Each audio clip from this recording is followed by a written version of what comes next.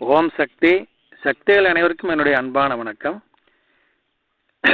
இந்த இளைய பிரசாத்தினுடைய தகப்பனுக்கு சொந்த பந்தமெல்லாம் சேர்ந்து 2வது தினமும் செய்து வைத்தார்கள். அப்போ அக்கம் பக்கத்தில் உள்ளவங்கெல்லாம் அந்த பசங்கிட்ட என்ன சொல்கிறாங்க, சின்ன பசங்க தானே, சித்திக்காரன் வந்தால் கொடுமை பண்ணுவாடா, அடிப்பாடா, உதப்பாடா, சூடு போடுவா அப்படின்னெல்லாம் பல விதமாக மிரட்டுறாங்க. இந்த பையன் என்ன பண்ணுறானுங்க, மன்றத்தில் போய் மன்றத்தின் கீழே குடியிருக்கின்ற காரணத்தினால் மன்றத்துக்கு வழிபாட்டுக்கு போய் மருவத்தூர் பற்றி தெரிஞ்சுக்கிட்டா அம்மா மேலே நல்ல ஈடுபாடும் வந்துருச்சு. அம்மாட்ட மன்றத்தில் வேண்டிக்கிற, அம்மா எனக்கு சித்தியாக வர்ற பெண் நல்லவளாக இருக்கணும், எங்களை கொடுமைப்படுத்தக்கூடாது, எங்களோட அன்பாக இருக்கணும் அப்படின்னு எல்லாம் வேண்டிக்கிறாங்க. அந்த சிறுவனின் வேண்டுதலுக்கேற்ப அந்த பையனுக்கு வாய்த்த சித்தியானவர் மிகவும் நல்லவராகவும் இந்த பசங்களுடைய சொந்தத்தாய் இருந்தால் எப்படி பார்த்துப்பாங்களோ அதே மாதிரி நல்ல முறையில் அவங்கள பார்த்துட்டாங்க. அந்த பையன் சொல்கிறாருங்க, என்னுடைய சித்தி அவர்கள் எங்களுக்கு நல்ல சாப்பாடு கொடுத்தார்கள், நல்ல துணிமணி கொடுத்தார்கள், எங்களை நல்ல முறையில் பார்த்து கொண்டார்கள், நல்ல முறையில் படிக்க வைத்தார்கள் அப்படின்னு. இதுக்கு மேலே எனக்கு சர்டிஃபிகேட் வேணும். இந்த மாதிரி அம்மா வந்துங்க அந்த பிரச்சனையும் தீர்த்து வச்சாங்க. 10 பசங்களும் படித்து முடித்தாங்க.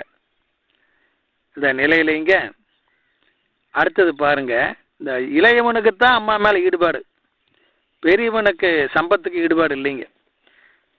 அதே மாதிரி அவங்க அப்பா அம்மாவுக்கும் பெருசாக ஈடுபாடு இல்லை, அப்பா சித்திக்கும்.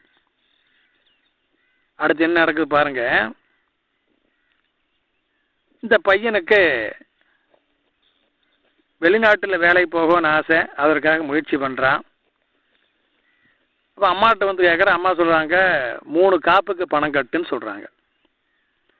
வெளியே வந்து யோசிக்கிறான், நம்மளே சும்மா இருக்கிறோம், பெருசாக காசு ஒன்றும் நம்மகிட்ட கிடையாது, இப்போ 3 காப்பு கட்ட சொன்னால் நம்ம எங்கேருந்து போய் கட்டுறது அப்படின்னு கட்டாமல் விட்டுட்டான். முயற்சி செஞ்சுருந்தா கட்டியிருக்கலாம், இங்கே ஏதோ சிறு வேலைக்கு போய்ட்டு இருந்தான், ஆனால் முயற்சி செய்யலைங்க, விட்டுட்டான். இதெல்லாம் முடியாதுன்னு சொல்லி விட்டான். 1 வருஷம் ஆச்சு, அவனும் பல இன்டர்வியூக்கெல்லாம் போயிட்டு வந்தான், எங்கேயுமே கூப்பிடல. 1 வருஷம் கழிச்சவனால சரி அம்மா சொன்னதான் செஞ்சு பார்ப்போமே அப்படின்னு பெரும் முயற்சி செய்து பணத்தை ஏற்பாடு பண்ணிங்க 3 காப்புங்க கட்டிட்டு வந்துட்டானுங்க. கட்டிட்டு 3 காப்பு அப்போ அன்று மருவத்தூரில் இருந்து அந்த அபிஷேகங்களை பார்த்து பிரசாதங்களை வாங்கிட்டு வீட்டுக்கு வந்தானுங்க.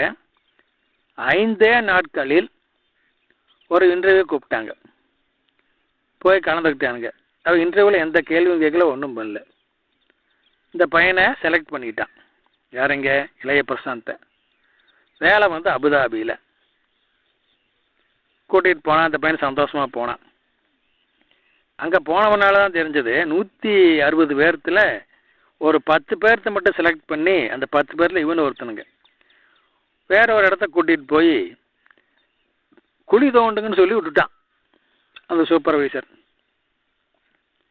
இந்த பையன் அம்மா வேண்டாம், அம்மா நான் மெக்கானிக்கல் தான் படித்தேன், மெக்கானிக்கல் வேலைக்கு தான் இங்கே வந்தேன், இவன் இந்த வெயில குழி தோண்ட சொல்கிறானே, இது என்னால் முடியாது அப்படின்னு அம்மாட்ட முறையிடவும் இவங்க கூட்டத்தில் இருந்த ஒரு பையன் அந்த சூப்பர்வைசரோட பேசி, நாங்கள் மெக்கானிக்கல் வேலைக்கு தான் வந்திருக்கிறோம், சிவில் வேலையில் செய்ய மாட்டோம்னு சொல்லவும் அதை ஏற்று அந்த சூப்பர்வைசர் இவங்களை வந்து இந்த மெக்கானிக்கல் ஃபீல்டுக்கே கொண்டு வந்து விட்டாருங்க. ஏற்கனவே மிச்சம் 150 வேலை செஞ்சுட்டு இருக்கிறாங்களே அந்த இடத்துல கொண்டு வந்து விட்டாங்க. இவங்க மெக்கானிக்கல் வேலையை செஞ்சாங்க. அங்கே ஓரளவுக்கு நல்ல சம்பளம் கிடச்சிது. இப்போ நல்லா வேலை செஞ்சுட்டு இருந்தானுங்க. இந்த நிலையில் என்ன ஆச்சுங்க, ஓம் சக்தி.